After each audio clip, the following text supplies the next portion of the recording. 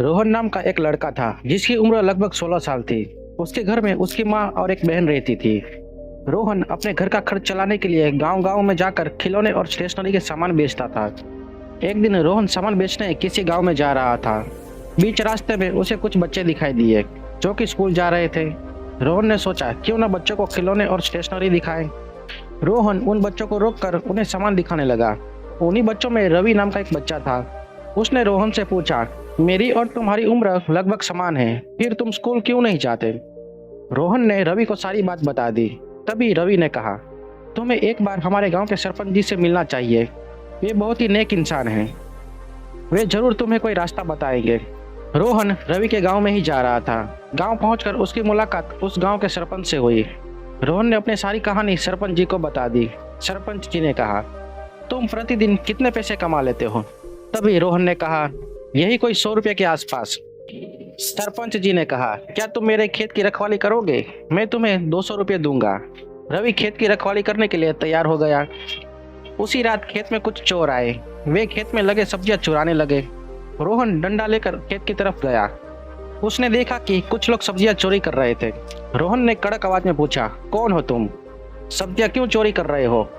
वे लोग रोहन को समझाते हुए कहा, तुम्हारे पहले जो व्यक्ति खेत की रखवाली करता था उसे हम लोग कुछ पैसे देते थे, तुम भी अपने हिस्से का पैसा ले लिया करो।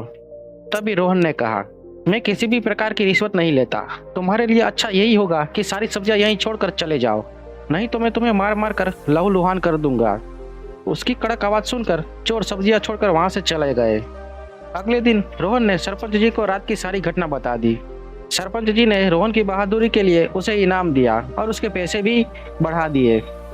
तो दोस्तों, ईमानदारी व्यक्ति को ऊंचाइयों के शिखर पर ले जाती है। तो चलिए दोस्तों, बात करते हैं हम अगली कहानी के बारे में। रमेश अपनी माँ के साथ एक झोपड़ी में रहता था। उसका सहारा देने वाला कोई और नहीं था। उसकी माँ उसे हमेशा बहादुर लोगों की कहानियां सुनाया करती थी, जिसे सुनकर रमेश का आत्मविश्वास बढ़ जाता था। एक दिन मौसम खराब था। रमेश और उसकी माँ झोपड़ी में बैठे हुए थे। तभी अचानक तेज तूफान, गरज और चमक के साथ बारिश शुरू होने लगी।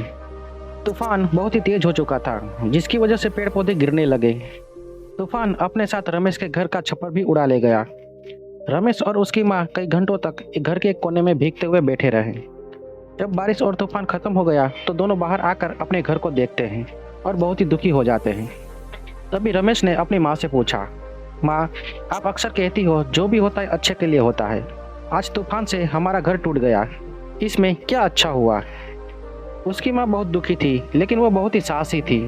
उसने अपने बच्चे से कहा, बेटा, जब भी पेड़ से पत्ते टूटकर गिरते हैं तो वहाँ पर नए पत्ते जरूर आते हैं। इसीलिए हमें विश्वास रखना चाहिए कि इसमें भी कुछ ना कुछ अच्छा ही जरूर होगा। अगले दिन गांव के मुखिया तूफान से नुकसान हुए घरों का पता लगाने आए। उन्होंने रमेश की तरह कई घरों की लिस्ट बनाकर अपने जिलाधिकारी तक पहुंचा दिया। जिलाधिकारी अगले दिन उस गांव को देखने के लिए आए। उन्होंने लोगों की हालत देख पक्के मकान बनवाने का आदेश दे दिया। कुछ ही दिनों में रमेश का पक्का मकान बनकर तैयार हो गया।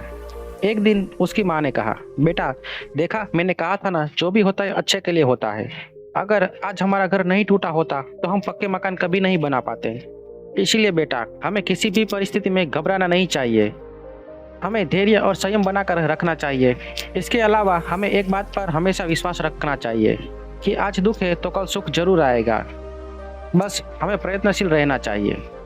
तो दोस्तों, किसी भी परिस्थिति में अपने धैर्य को कभी भी नहीं खोना चाहिए। तो चलिए दोस्तों, बात करते हैं हम अगली कहानी के बारे में। सुरेश के पिता साइकिल पंचर बनाने का काम किया करते थे। सुरेश कभी कभी अपने पिता की दुकान पर जाया करता था। दुकान पर बैठे बैठे उसके पिता उसे व्यवहारिक ज्ञान दिया करते थे, जिससे उसे अच्छे बुरे में पहचान करने की समझ विकसित होती थी। इसके साथ साथ वो लोगों की बोली भाषा और उनके रहन सहन को भी सीखता था। सुरेश बहुत ही होनहार बच्चा था।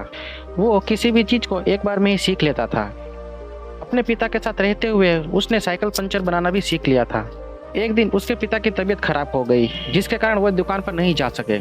सुरेश शाम को जब स्कूल से घर आया तो उसने देखा कि उसके पिता की तबीयत ठीक नहीं थी। उसने सोचा, क्यों न मैं ही जाकर दुकान खोल देता हूँ। वह अपनी दुकान खोलकर बैठा था। तभी एक व्यक्ति सुरेश के पास आया। उसने कहा, मेरी साइकिल में पंचर लगा दो। सुरेश उसकी साइकिल को ठीक करने लगा।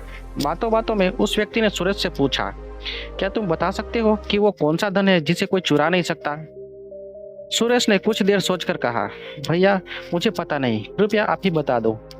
उस व्यक्ति ने सुरेश से कहा, सुरेश, शिक्षा वो धन है जिसे कोई चाहकर भी नहीं चुरा सकता। उस दिन से सुरेश शिक्षा की तरफ और अधिक मेहनत करने लगा। वो अपने मन में एक ही बात बार बार सोचने लगा कि मेरे पास आगे बढ़ने का एकमात्र साधन शिक्षा है। उसे लगने लगा था कि हमें अपने घर के हालात को ठीक करना है तो मुझे शिक्षा को ज़्यादा से ज़्यादा ग्रहण करना पड़ेगा। तो दोस्तों, शिक्षा वह चाबी है जिससे जीवन के हर दरवाजे खोले जा सकते हैं।